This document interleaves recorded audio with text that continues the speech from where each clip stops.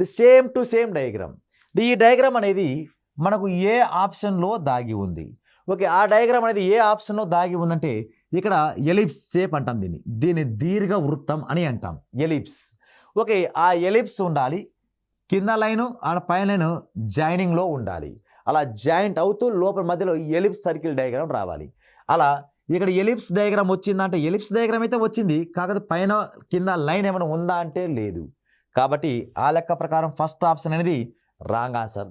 ఇక్కడ ఎలిప్స్ డయాగ్రామే లేదు కాబట్టి సెకండ్ ఆప్షన్ తీసేయచ్చు.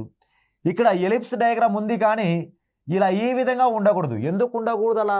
వాడు ఏమన్నాడు? భ్రమణం అనుమతించబడదు అన్నాడు వాడు. రొటేషన్ నాట్ అలౌడ్ అంటున్నాడు వాడు. రొటేషన్ నాట్ అలౌడ్ అన్నాడు కాబట్టి ఇంకా లాస్ట్ ఆప్షన్ అనేది కూడా ఆటోమేటిక్గా రాంగ్ అయిపోతుంది. ఇంకా రైట్ ఆన్సర్, మన రైట్ ఆన్సర్ ఎక్కడ దాగి ఉందంటే అది ఒక థర్డ్ ఆప్షన్. థర్డ్ ఆప్షన్లో మాత్రమే రైట్ ఆన్సర్ ఉంది. అది కూడా ఎక్కడ దాగి ఉందంటే ఇది ఇక్కడ. ఒక ఇది ఎలిప్స్ డయాగ్రామ్. ఒక ఎలిప్స్ గీసాము.